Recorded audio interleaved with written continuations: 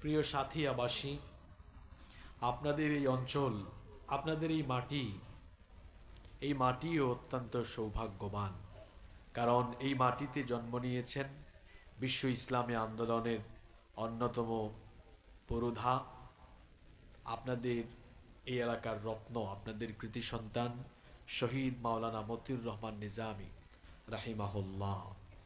আল্লাহ তাকে শাহাদাতের সর্বোচ্চ মর্যাদা দান করেন এবং আল্লাহ তাআলা তাকে জান্নাতুল ফেরদাউস নসিব করে দেন। শহীদদের রক্ত বৃথা যায় না, শহীদদের রক্ত যুগে যুগে কথা বলেছে, বলছে এবং বলবে। যারা শহীদদের রক্ত ঝরায় তারা পৃথিবীতে সম্মান এবং ইজ্জত নিয়ে পৃথিবী থেকে বিদায় নিতে পারে না। এই বাংলাদেশে আপনারা গত 15 বছরে দেখেছেন নিরপরাধ মানুষগুলোকে অপরাধী সাজিয়ে যারা তাদের উপরে বিচারের নামে অবিচার করেছে, জুলুম করেছে, প্রহসন করেছে, তাদের কারোরই পরিণতি কিন্তু ভালো হয় নাই। 2007-08 ফখরুদ্দিন মঈনুদ্দিনের শাসনকাল আপনাদের অনেকের মনে আছে। তখন আওয়ামী লীগ, বিএনপি, জাতীয় পার্টি, বিভিন্ন দলের এমপি মন্ত্রীরা, সাবেক এমপি মন্ত্রীরা যখন ফখরুদ্দিন মঈনুদ্দিনের ছাঁটাইয়ের সময় পলায়ন করেছে, সেই সময় কিন্তু আপনাদের এলাকারই কৃতি সন্তান, সাবেক মন্ত্রী, সাবেক এমপি আপনাদের শহীদ মাওলানা মতিউর রহমান নিজামী, তার মন্ত্রণালয়ের 1 টাকার দুর্নীতি সেই ফখরুদ্দিন মঈনুদ্দিন সরকার বের করতে পারে নাই। এজন্য বলেছি আপনাদের এই মাটি ধন্য, এই মাটিতে এমন সন্তান জন্ম নিয়েছেন, আলহামদুলিল্লাহ। এই বাংলাদেশের সম্পদের কোনো অভাব নাই, আছে শুধু ভালো মানুষের অভাব, যারা এরকম মন্ত্রণালয়, মিনিস্ট্রি চালাবে, সচিবালয় চালাবে, যারা পার্লামেন্ট, সেক্রেটারিয়েট, বঙ্গভবনে গিয়ে সততার সাথে, ইনসাফের সাথে, আমানতদারিতার সাথে আখিরাতের ভয় অন্তরে লালন করে দায়িত্ব পালন করবে, এই রকম মানুষের অভাব বাংলাদেশে অনেক বেশি। এজন্য আমরা দেখি আমাদের মাথার উপরে যারা আছে, এই জাতিকে যারা নেতৃত্ব দিবেন, জাতিকে যারা পরিচালনা করবেন, দেখা যায় তারা এই দেশের মানুষের ভাগ্য উন্নয়নের কথা বলে যান, কিন্তু দেশের মানুষের ভাগ্য উন্নয়নের কথা বলে যখন জায়গা মতো চলে যান, তখন মানুষের ভাগ্য বদলায় না, তাদের জুতা বদলায়, তাদের ড্রেস বদলায়, তাদের মোবাইল ফোন বদলায়, বাড়িঘরের কালার বদলায়, সম্পদ বদলায়, মোট কথা তাদের নিজেদের ভাগ্য বদলায়, কিন্তু দেশের ভাগ্য আর বদলায় না। এজন্য আপনারা দেখেছেন দেশের ঘাড়ে, জাতির ঘাড়ে যত টাকা ঋণের বোঝা চাপিয়ে দিয়েছে, তার চাইতে বেশি পরিমাণ সম্পদ চুরি করে, দুর্নীতি করে, লুটপাট করে বিদেশে পাচার করেছে। এগুলো কার টাকা? এগুলো আপনাদের টাকা, এগুলো জনগণের টাকা। এভাবেই গত 54 বছর ধরে বাংলাদেশ স্বাধীন হওয়ার পর থেকে 2024 সাল পর্যন্ত এভাবেই 54 বছর ধরে জনগণের উপরে নীরব নির্যাতন চলছে। নীরব নির্যাতন, কিরকম চুরি, যে ফেরাউনের দল কিছুদিন আগে পালিয়ে গেল, এরা যে কি পরিমাণ চোর আপনি তাদের বক্তব্য থেকেই বুঝতে পারবেন। তিনি বলেছিলেন আমার পিয়ন ছিল কত কোটি টাকার মালিক। ও, পাবনার মানুষ খুব ভালো জানে কত কোটি টাকা, কি ছাড়া চলে না। তা আপনার কথাই বোঝা গেল আপনার ডানে বামে সামনে পিছনে আপনি চোর ডাকাতদেরকে লালন পালন করেছে। এই জন্য ভালো মানুষ তো পালায় না, চোর পালায়, ডাকাত পালায়। আপনাদের নাগডেমরা এই গ্রামে যদি কোনো গৃহস্থের বাড়িতে চোর ঢোকে আর বাড়িওয়ালা যদি টের পায়, রাতের বেলা যদি চিৎকার মানে চোর চোর, আশেপাশের বাড়ির এরাও খবর পেয়ে গেছে, মসজিদের মুয়াজ্জিন সাহেব মাইকে বললেন অমুক বাড়িতে চোর ধরা পড়েছে, এরপরে কি চোর বা ডাকাত গ্রামের মানুষকে বলবে আসেন ভাই আসেন আমারে বাইন্দা ধইরা নিয়ে যান, এটা বলবে? চোর তখন গৃহস্থ বা মানুষ জেগে উঠলে কিসের চেষ্টা করবে? কিসের চেষ্টা করবে? 15 বছর চুরি করেছে, সবাই টের পায় নাই। যখন ছাত্র জনতা, তরুণ যুবক এটা টের পেয়েছে, যুবকরা হচ্ছে টর্নেডোর মতো, এরা সাইক্লোনের মতো। যুবকরা হচ্ছে স্রোতের মতো। স্রোত যেমন যেদিকে যায়, আপনারা নদী এলাকার মানুষ বুঝবেন, স্রোত যেমন তীব্র গতিতে ছুটে গিয়ে সবকিছুকে ভাসিয়ে নিয়ে যায়, যুবকরা হচ্ছে সেই স্রোতের মতো, যেদিকেই যায় সবকিছুকে তারা চুরমার করে দেয়। এই যুবক তরুণরা যখন টের পেয়েছে আমার বাড়ি ঘরের, আমার দেশের সব চুরি হয়ে যাচ্ছে, তারপরে যখন বলেছে ধরো চোরকে, ধরো স্বৈরাচারকে ধরো, তখন দেখা গিয়েছে ওই আপনার বাড়িতে চোর ডাকাত যেমন গৃহস্থ সজাগ হলে পালিয়ে যায়, ঠিক তেমনি দেখা গিয়েছে এই দেশের চোরেরা, ডাকাতেরা জামাতের সাথে পালিয়ে গিয়েছে। কথায় কথায় বলতেন, এটা আমার বাবার দেশ, আমি পালাই না। হঠাৎ করে দেখা গেল তিনি কাউকে কিছু না বলে চোরের মতো পালিয়ে চলে গেলেন। আপনারা কি আমার কথায় কষ্ট পেয়েছেন? অবাস্তব কিছু বলেছি? শহীদ মাওলানা মতিউর রহমান নিজামী, তিনি সহ ইসলামী আন্দোলনের আরো অনেক শীর্ষ নেতৃবৃন্দকে অন্যায়ভাবে মিথ্যা নাটক সাজিয়ে তাদেরকে বিচারের নামে অবিচার করে, প্রহসন করে দুনিয়া থেকে বিদায় করে দেওয়া হয়েছে। শহীদ আল্লামা দেলাওয়ার হোসেন সাঈদ রাহিমাহুল্লাহ, তার মতো ব্যক্তিকেও কত আজে বাজে অপবাদ দেওয়া হয়েছে। ইবলিস পর্যন্ত সম্ভবত হেসেছে যে তোরা এত খারাপ কেমনে হইলি। আল্লাহ তাআলা যেন জালিমদের ব্যাপারে তিনি তার সিদ্ধান্ত কার্যকর করে দেন। আরো আসতে বলেন আমিন। রাত অনেক হয়ে যাওয়ায় আপনাদের কি কষ্ট হচ্ছে? আমি তো অনেক দূর থেকে এসেছি জার্নি করে, তো জার্নির কষ্ট তো আমার মধ্যে আছে। আপনারা তো টায়ার্ড হয়ে গেলে চলবে না। আপনারা আমাকে সাপোর্ট দিবেন তো? সাপোর্ট দিবেন তো? এক আমির সাহেবের এলাকায় এসেছেন আরেক আমির সাহেবের এলাকার মানুষ, কথা বুঝেন নাই? আমার বাড়ি কোথায় আপনারা জানেন? বলেন তো দেখি, সেখানে যার নাম ইন্ডিকেট করলাম তার নাম কি? ডাক্তার? তো ঠিক আছে, আমিরে জামাতের এলাকা আর আমিরে জামাতের এলাকা, তো দুই গ্রুপের মধ্যে আওয়াজের একটা ব্যালেন্স থাকার দরকার আছে না নাই? আপনারা রেসপন্স করবেন তো? আমরা যেন শেষ পর্যন্ত ধৈর্য ধারণ করে আমলের নিয়তে প্রতিটি কথা শুনতে পারি। আল্লাহ আপনি আমাদেরকে সেই তৌফিক দেন। সম্মানিত উপস্থিতি, মহান আল্লাহ এই পৃথিবীতে আমাদেরকে কেন সৃষ্টি করেছেন? কি সুন্দর করে আল্লাহ তাআলা জবাব দিচ্ছেন, কেন আমি তোমাদেরকে দুনিয়াতে সৃষ্টি করেছি বান্দা শোনো। কোরআনে কারীমের 51 নম্বর সূরা সূরাতুয যারিয়াতের 56 নম্বর আয়াতে রব্বুল আলামিন কত সুন্দর করে বললেন, ওয়ামা খালাকাতুল জিন্না ওয়াল ইনসা ইল্লা লিয়াবুদুন।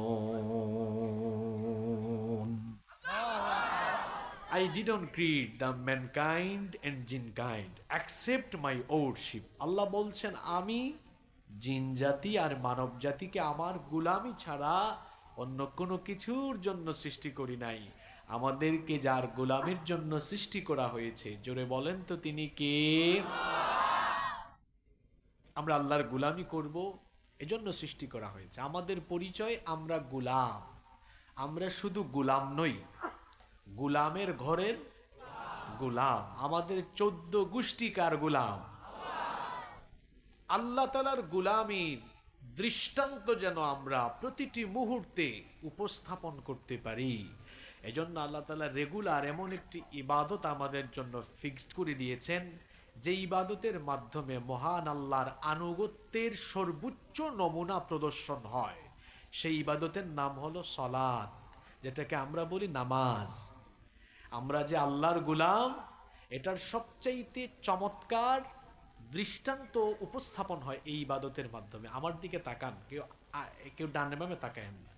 দেখেন তো নামাজে দাঁড়ান আপনারা কিভাবে। নামাজে দাঁড়ানোর সময় কি সিনা টান করে এরকম দাঁড়ান, না বিনয়ের সাথে দাঁড়ান? আল্লাহ তাআলা তো বলেছেন ওয়াকুমু লিল্লাহি কানিতিন, বিনয়ী হয়ে আল্লাহর সামনে দাঁড়াও।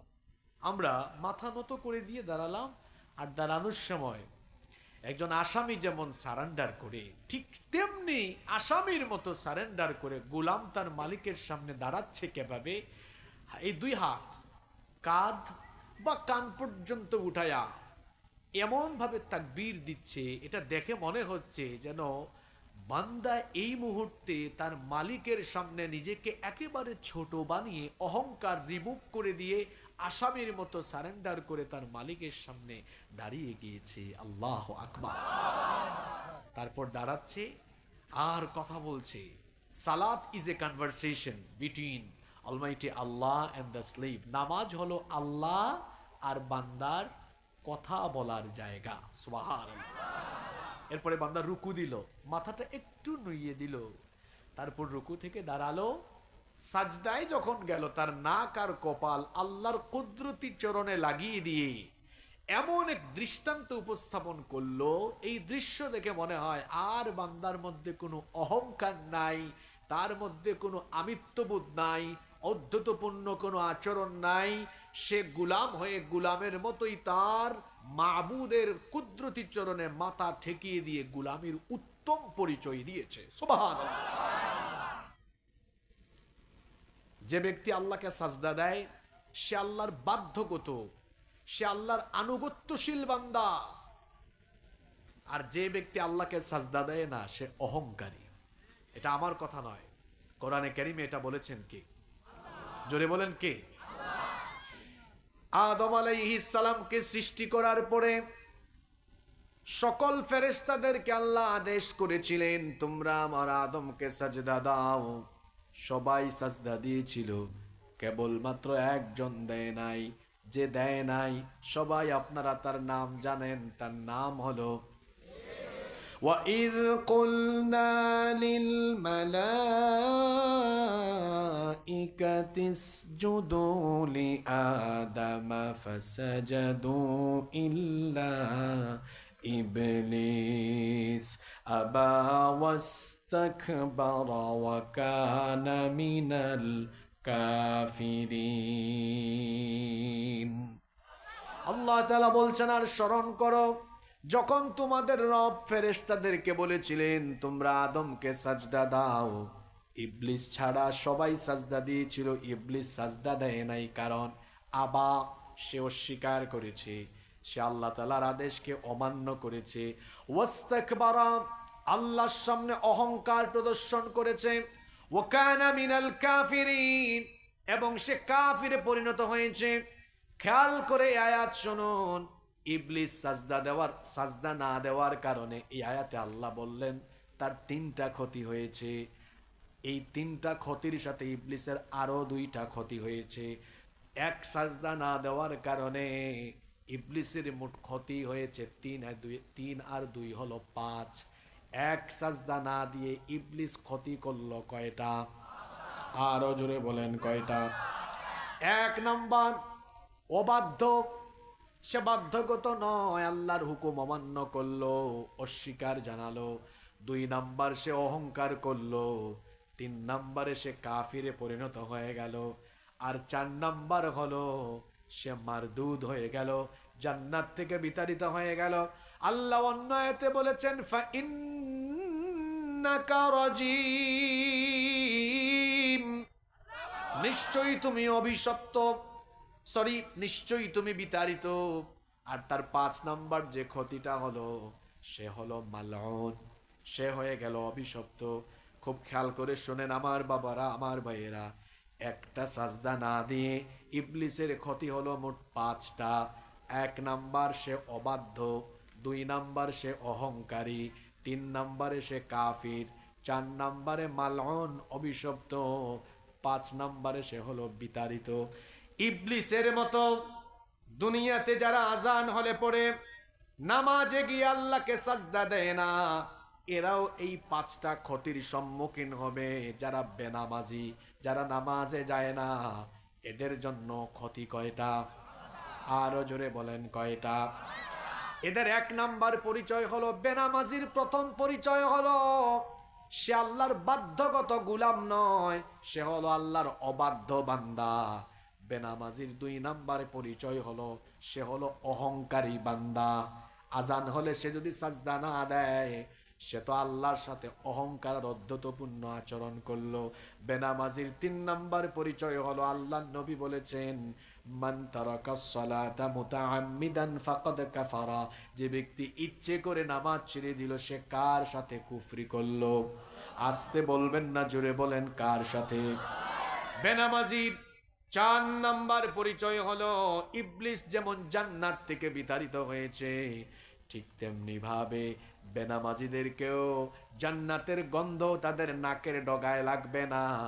বেনামাজিদেরকেও বলা হবে খুদুহু ফাগুল্লুহু সুম্মাল জাহিমা সাল্লুহু সুম্মা ফি সিলসিলাতিন যারউহা সাবউনা যিরাআন ফাসলুকুহু।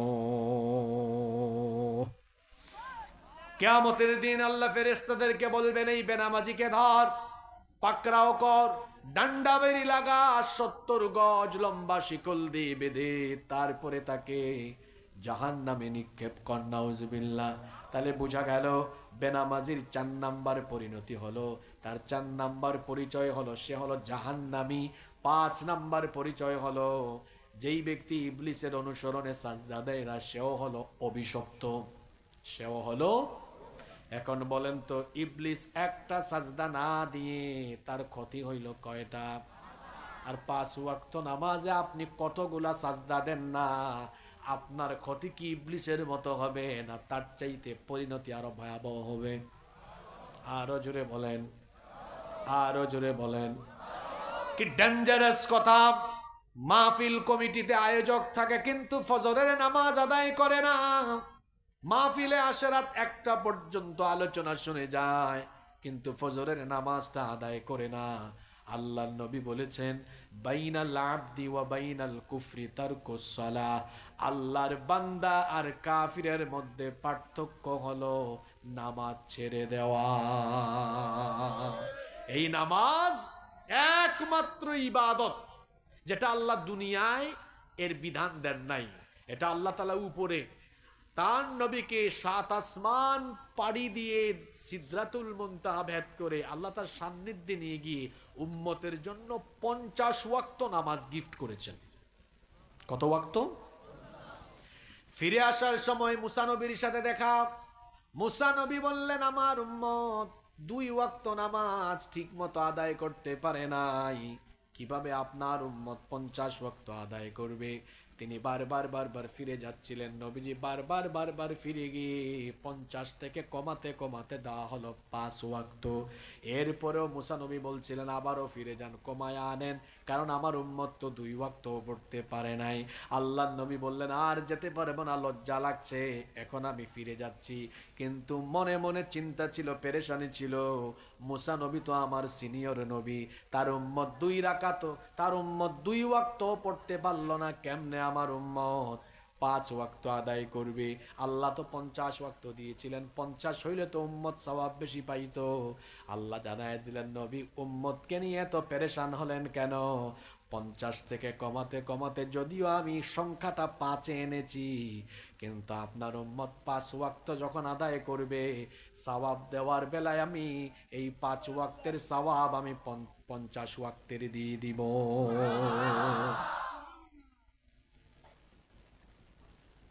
সালাত হচ্ছে আমাদের জন্য মেরাজ, এটা আল্লাহর সাথে কথা বলার জায়গা। আল্লাহ কথা বলেন। আর দেখেন নামাজের শিডিউলটা, আমার দিকে তাকান, কি সুন্দর শিডিউল দেখছেন। হ্যাঁ, ঘুমানোর আগেও আছে, ঘুম থেকে উঠার পরেও আছে না? কেন? যেন বান্দা ঘুম থেকে উঠে একটা হাজিরা দেয়, আল্লাহ আমি তো তোমার গোলাম, এই যে তোমার সাজদা দিলাম, সুবহানাল্লাহ। আর মুয়াজ্জিন সাহেব যে ফজরের সময় ডাকেন, হাইয়া আলাস সালাহ, নামাজের জন্য আসো, হাইয়া আলাল ফালাহ, কল্যাণের জন্য আসো। আর আল্লাহ যেন ডাকেন, বান্দা কই ঘুমাইছিলি সেই 11টায় 12টায়, 5 ঘন্টা 6 ঘন্টা হয়ে যাচ্ছে, আয় না তোর সাথে একটু কথা বলি, আয় তুই নামাজে আয়, ফজরে আয়, আমি তোর সাথে কথা বলি, সুবহানাল্লাহ। আল্লাহ দুপুরের টাইমে আরেকটা নামাজ দিয়ে দিলেন, জোহর। আল্লাহ যেন বান্দার সাথে কথা বলার জন্য তাকে ডেকে আনতেছেন, তুই কই 5:30টায় আসলি একবার, এখন 1:30টা বাজে, 8 ঘন্টা হয়ে গেল, তুই কি আমার সাথে আরেকবার কথা বলবি না, আয় তোর সাথে আবার কথা বলি, সুবহানাল্লাহ। 2 ঘন্টা যায় না, আসর হয়, আল্লাহ বলেন তোর সাথে কথা না বললে ভালো লাগে না, আয় না আবার কথা বলি। 1 ঘন্টা 1.5 ঘন্টা যায় না, আল্লাহ সূর্য ডুবার সময় আরেকবার ডাক মারেন, আয় না দিনের শুরুতে একবার কথা বলছিলাম, এখন আয় দিনের শেষে তোর সাথে আরেকবার কথা বলি, সুবহানাল্লাহ। ঘুমানোর আগে আল্লাহ যেন আরেকবার এশার নামাজে ডাক দেন, তুই যে ঘুমাবি এখন, এটাই তো তোর জীবনের শেষ ঘুম হয়ে যেতে, আয় না ঘুমানোর আগে আরেকবার আমার সাথে কথা বল। এভাবে বান্দা ঘুমানোর আগে ঘুমানোর পরে দিনের বেলা আল্লাহ ডেকে ডেকে বান্দার সাথে কথা বলেন, সুবহানাল্লাহ। এটা যেন আমার নবীর সেই আকাঙ্ক্ষার বাস্তবায়ন। আপনারা কথা শুনতেছেন? কোন আকাঙ্ক্ষা? আল্লাহ আপনি তো আমাকে মেরাজে আনলেন, আমি আপনার সাথে কথা বলছি, আহারে আমার উম্মত গুলো যদি এভাবে আপনার সাথে কথা বলতে পারতো। আল্লাহ তো নবীজির মনোবাসনা বুঝেন। আল্লাহ বলেন, নবী আপনার উম্মতের এত টেনশন, এত চিন্তা উম্মতের, আপনার জান আপনার সাথে তো আমি আপনাকে এনে এখানে কথা বললাম একবার, আপনার উম্মতকে আপনি ভালোবাসেন, আমিও তো ভালোবাসি, আমি এদের সাথে ডেইলি কথা বলবো 5 বার। কয়বার? 5 বার। কই আপনি তো জান না। আল্লাহ ডাক দেন, আয়, আপনি যান না। আর যদি জিজ্ঞেস করি জান্নাতে কি যেতে চান, কেউ না বলবে না, সবাই বলবে হ্যাঁ আমরা জান্নাত চাই। এখন জান্নাত আপনি যেতে চান, আল্লাহ তো জান্নাতে আপনাকে দিতে চান। কারো বাড়িঘর যদি তালা দেওয়া থাকে, এটা খোলার জন্য কি দরকার? আল্লাহ আপনাদেরকে জান্নাত দেওয়ার জন্য রেডি। আল্লাহ প্রতিদিন 5 বার নামাজে ডাকেন, আয় বান্দা আয় আমারে সাজদা দে, আর তোর জন্য বানানো জান্নাতের চাবি আমার কাছ থেকে নিয়ে নে, সুবহানাল্লাহ। সেই নামাজের কোনো খবর আমাদের। আজকে ওয়াদা করে যান, এই নামাজ আর কোনোদিন ছাড়বেন না। রাজি আছেন? যুবক ভাইরা কি রাজি আছে? যুবকরা বলে, হুজুর আমরা বুড়া হই তারপরে পড়বো। আমি বুড়া হব এর কোনো নিশ্চয়তা আছে? পৃথিবীতে তো আসার সিরিয়াল আছে, কিন্তু যাওয়ার কোনো সিরিয়াল। আজকের আলোচনা খুবই গুরুত্বপূর্ণ। আমাদের বর্তমান সমসাময়িক এই চলমান সময়ে আমাদের জন্য করণীয় অনেক কিছু আজকের আলোচনা থেকে বের হয়ে আসবে ইনশাআল্লাহ। আপনারা কি মনোযোগী থাকবেন? আপনারা কি মোনাজাতের আগ পর্যন্ত আমাকে সময় দিবেন? আল্লাহ আমাদেরকে কবুল করেন। তো নামাজ কি শুধু 5 ওয়াক্ত গিয়ে সাজদা দেওয়ার জন্যই ফরজ করা হয়েছে? জোরে বলতে হবে। নামাজ এটা শুধু ইবাদত নয়। নামাজ এটি যেমন ইবাদত, ঠিক তেমনি ভাবে এটি হচ্ছে মানুষের জীবন পরিচালনার প্রশিক্ষণ। কথা কি বুঝতে পেরেছেন? জীবন পরিচালনার প্রশিক্ষণ। মান আকামাস সালাতা ফাকাদ আকামাদ-দ্বীন।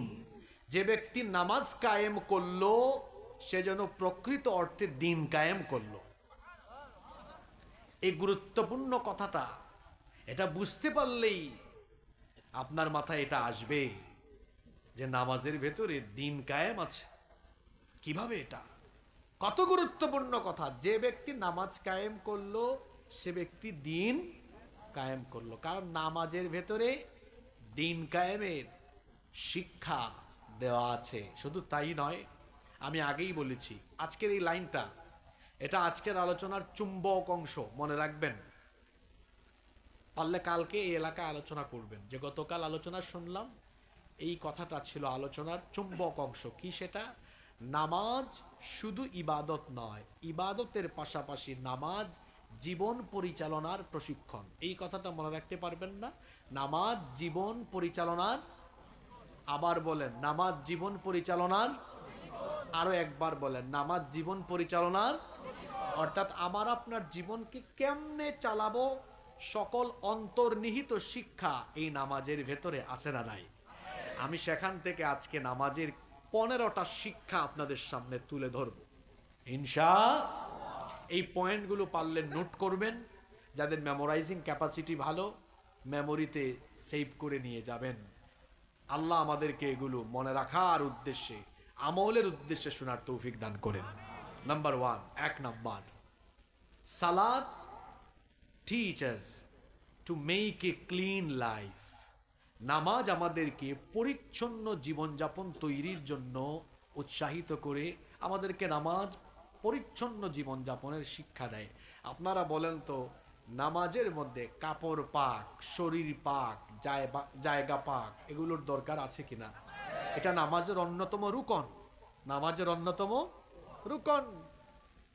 যে জায়গায় দাঁড়াবেন জায়গাটা পাক হবে, শরীরটা পাক হবে, কাপড় পাক হবে, পবিত্র অবস্থায় আসতে হয়। পেশাব করে পানি নেয় নাই অথবা নাপাক হয়েছে, নাপাক অবস্থায় কি কেউ নামাজে আসে? আল্লাহ এখান থেকে শিক্ষা দিলেন, বান্দারে তুমি নামাজে আসার টাইমে যেমন পবিত্র থাকো, তোমার জীবনটাকেও তুমি পবিত্র বানাও। আমার একটা হাদিস মনে পড়লো, এত সুন্দর হাদিস। নবীজি বলেছেন মুমিনের জীবন হবে মৌমাছির মতো। কিসের মতো? মধুর নামে কোরআনে একটা সূরা আছে, সূরাতু আন-নাহল, সূরাতু আন-নাহল। মধু আমরা অনেকেই জানি মৌচাক থেকে মধু পাওয়া যায়। মধু মৌমাছির পেট থেকে বের হয়, ইয়াখরুজু মিন বুতুনিহা। মৌমাছির পেটের ভেতর থেকে কি আসে? মধু বের হয়।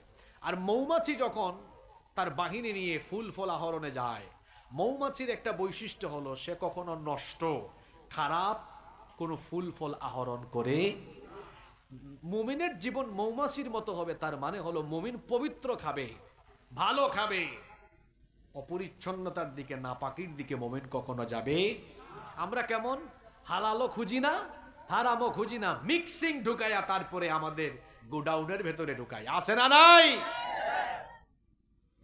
পরিচ্ছন্ন জীবন যাপন করবে মুমিন। অর্থাৎ নামাজে সে যেভাবে পরিচ্ছন্ন হয়ে আসে, নামাজের বাইরেও পবিত্র থাকবে, পরিচ্ছন্ন থাকবে। তার এই 3.5 হাত শরীর পরিচ্ছন্ন রাখবে। আমাদের মধ্যে অনেকেই আছে অপরিচ্ছন্ন জীবন যাপন করে, দাঁতে ময়লা, শরীরে ময়লা, কাপড়ে ময়লা, এরকম থাকে। আমাদের প্রিয় নবী মুহাম্মাদুর রাসূলুল্লাহ, আমরা বলি সাল্লাল্লাহু আলাইহি ওয়াসাল্লাম, তিনি কতটা পরিচ্ছন্ন জীবন যাপন করতেন। নবীজির সাহাবী সাইয়্যিদিনা আনাস রাদিয়াল্লাহু আনহু বলেছেন, মা শামামতু আনবারান কাত্তু ওয়ালা মিসকান ওয়ালা শাইআন আতয়াবু মির রিহি রাসূলিল্লাহ। আমরা বলি সাল্লাল্লাহু আলাইহি ওয়াসাল্লাম, তিনি বলেছেন আল্লাহর রাসূল যখন আমাদের কাছ দিয়ে যেতেন, আল্লাহর নবীর দেহ মোবারক থেকে এমন সুগন্ধি আমরা পেতাম, মনে হতো যেন সেই সুগন্ধি মেশকে আম্বরের সুগন্ধির চাইতেও আরো উত্তম। এখন বলেন তো, মানুষের শরীর থেকে সুগন্ধি আসে পরিষ্কার থাকলে না অপরিষ্কার থাকলে? আমার নবী পরিষ্কার পরিচ্ছন্ন জীবন যাপন করতেন, খুব গুছালো পরিপাটি ছিল তার জীবন। পরিষ্কার পরিচ্ছন্ন কাপড় চোপড় পরিধান করতেন, এতটা স্মার্ট তিনি ছিলেন। একবার দুইবার নয়, প্রত্যেক দিন আমার নবী মেসওয়াক করতেন 7 বার। সুবহানাল্লাহ। আপনাদের আধুনিক যুগের এই বিজ্ঞান মনস্ক মানুষ, তারা দাঁত ব্রাশ করে 2 বার ঘুমানোর আগে, ঘুমানোর পরে, কিন্তু আমার নবী কত স্মার্ট। মা আয়েশা রাদিয়াল্লাহু আনহা থেকে হাদিস এসেছে, নবীজি ঘুমানোর আগেও মেসওয়াক ব্যবহার করতেন, ঘুম থেকে উঠেও মেসওয়াক ব্যবহার করতেন। হইল 2 বার। বলবেন হুজুর আপনারা বললেন 7 বার, এই 2 এর সাথে 5 ওয়াক্ত নামাজের আগে আছে আরো 5 বার, 5 আর 2 কত হইল? পৃথিবীর মানুষদেরকে দাঁত ব্রাশ করা শিখিয়েছেন আল্লাহর নবীগণ, কারণ আসসিওয়াকু মিন সুনানিল মুরসালিন, মিসওয়াক করা ছিল সকল নবীদের সুন্নাহ। সুবহানাল্লাহ। আমার দেশে অনেক মুসলমান আছে এমন যে নামাজটাকে পরিচ্ছন্নতার ট্রেনিং দেয়, তার মুখের মধ্যে অপরিচ্ছন্নতা, নামাজে গিয়ে যখন কেরাত পড়ে কিংবা সাজদায় গিয়ে যখন বলে সুবহান রাব্বিয়াল আলা, মুখের থেকে তখন বিড়ির দুর্গন্ধ বের হয়, সিগারেটের দুর্গন্ধ বের হয়। এরকম মানুষ আছে না নাই? পকেটের মধ্যে মিসওয়াক রেখে দিবেন। মিসওয়াক হচ্ছে সকল নবীদের একটা গুরুত্বপূর্ণ আমল। মিসওয়াকটা সাথে রাখবেন, যখনই সময় পাবেন মিসওয়াক লাগাবেন। নামাজের আগেও একটু মিসওয়াক করে নেবেন, কারণ মিসওয়াক পছন্দ করতেন আল্লাহর সকল নবীরা। এমনকি আল্লাহর নবী যখন দুনিয়া থেকে বিদায় হয়ে যান, মিসওয়াক করে করে করে করে তিনি দুনিয়া থেকে চলে গিয়েছেন। সুবহানাল্লাহ। এই যে দেখেন আমার পকেটেও মিসওয়াক আছে, এরকম মিসওয়াক রাখবেন। রাখবেন তো? পরিচ্ছন্ন জীবনযাপন করবেন, নিজের 3.5 হাত বডিকে পরিচ্ছন্ন রাখবেন, বাড়ির আঙিনাকে পরিচ্ছন্ন রাখবেন, রাস্তাঘাটকে পরিচ্ছন্ন রাখবেন। আমার দেশটা কত সুন্দর, মনে হয় যেন ছবির মতো আঁকা। কিন্তু আমি দুঃখ করে অনেক জায়গায় বলি, বাংলাদেশে মুসলমান আছে কিন্তু ইসলাম নাই। ইউরোপ আমেরিকায় ইসলাম নাই, ইউরোপ আমেরিকায় মুসলমান নাই কিন্তু ইসলামের বিধান আছে। কথা বুঝেন নাই? হ্যাঁ, ইউরোপ আমেরিকায় দেখা যায় রাস্তাঘাটগুলো কত ক্লিন, থুতু ফেললে জরিমানা গুনতে হয়। তো থুতু ফেলবেন জরিমানা গুনতে হয়। ওরা কিন্তু মুসলমান না, ওদের দেশে মুসলমান নাই কিন্তু ইসলামের বিধানগুলো, পরিচ্ছন্ন জীবনযাপন, এই বিধান তাদের দেশে। এমনকি কাফিরের দল ইসলামের বিধান তারা মানে আমাদেরকে উল্টা চাপায় দেয়। নারী নেতৃত্ব ইসলাম হারাম করেছে। কোন নারীকে আল্লাহ তাআলা নবী রাসূল বানিয়েছেন? জোরে বলেন। আপনারা বলেন হুজুর নারীদেরকে আল্লাহ বানাইলেন না কেন? বানান নাই, এর যৌক্তিক বাস্তবিক বিজ্ঞানসম্মত কারণ আছে। একজন নারী সৃষ্টিগতভাবে তিনি এমন যে মাসে তো তার 3-4 দিন 5 দিন 6 দিন অসুস্থতা থাকে। এখন ওই নারীকে যদি নবী বানিয়ে দেওয়া হয় তো এই 4-5 দিন 6-7 দিন ইমামতি কে করবে? নবুয়ত রিসালতের দায়িত্ব কে পালন করবে? একটা ঝামেলা দেখা দিবে। আর তাছাড়া নবী রাসূলগণ তো সকাল সন্ধ্যায় রাতে তারা তো জনসম্পৃক্ত থাকবেন, কিন্তু একজন নারী তো সব সময় জনসম্পৃক্ত থাকতে পারবেন। ইসলাম যেটাকে হারাম করেছে তার পিছনে কারণ আছে। ওরা পশ্চিমা দুনিয়া গোটা পৃথিবীকে সবক দেয় নারীর ক্ষমতায়নের দরকার। তাদের দেশে কোনো নারী ইলেকশনে দাঁড়ালে আমেরিকার ইতিহাস বলে কখনোই তারা কোনো নারীকে তাদের নেতা বানায়। কিছুদিন আগে ইলেকশন গেল, একজন আধা পাগলকে তারা প্রেসিডেন্ট বানিয়েছে কিন্তু একজন নারীকে বানায়নি। তাদের কথা হলো প্রয়োজনে পাগল ছাগলকে বানায় দিব, কিন্তু নারীকে। কামালা হ্যারিস হেরে গেল না? হ্যারিস না হারিস? হারিস মনে, তার নামও যেমন হারিস, নাম মানে নামটাই হারিস, হারিস যাইস নামটাই কি। আপনারা কি আছেন এখানে?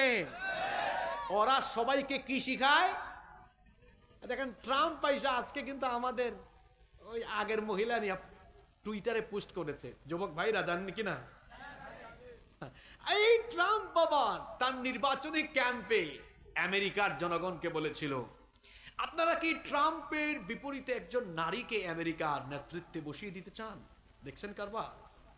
ইউটিউবে এখনো তার বক্তব্যগুলো আছে। কিন্তু ওরা গোটা পৃথিবীকে নারী ক্ষমতায়নের সবক দেয়, কিন্তু তাদের দেশে নারীদের প্রতি তারা বৈষম্য করে, জুলুম করে। এটাই হচ্ছে পশ্চিমা দুনিয়ার চরিত্র। এরা অন্যের মাথায় কাটাল ভেঙে খেতে চায়। দেখেন না, এখন দিল্লি আর ওয়াশিংটন একজুট হতে যাচ্ছে। বাংলাদেশ এটি আমাদের দেশ। এই দেশে কোন দেশের তাবেদারিত্ব চললে এই দেশের মানুষ সেটা বরদাস্ত করবে না। কষ্ট হচ্ছে আপনাদের? কোন কথাই ছিলাম মনে আছে যে ইউরোপ আমেরিকার বহু দেশে মুসলমান নাই, কিন্তু ইসলামের রীতিনীতি তারা এগুলো তারা গ্রহণ করে নিয়েছে। আর মুসলমানের বিভিন্ন দেশ আছে এখানে ইসলামের বিধানগুলোর বাস্তবায়ন। এত সুন্দর দেশ আমাদের, ডানে বামে সামনে পিছনে সবুজ শ্যামল, যদি এটাকে ক্লিন করে পরিচ্ছন্ন পরিচ্ছন্ন করে রাখা যায়, এটা দেখার মতো একটা দেশ হবে। পৃথিবীর সবচাইতে সুন্দর দেশ হবে এই বাংলাদেশ। তাহলে নামাজ থেকে 1 নম্বর শিক্ষা পাওয়া গেল, নামাজ আমাদেরকে পরিষ্কার পরিচ্ছন্ন থাকার শিক্ষা দেয়। আপনারা কি শেষ পর্যন্ত আমাকে সহযোগিতা করবেন? নাম্বার 2, 2 নম্বর, সালাত teach us to stay United. নামাজ আমাদেরকে ঐক্যবদ্ধ থাকার শিক্ষা দেয়। মুসলমান ঐক্যবদ্ধ থাকবে, দলাদলি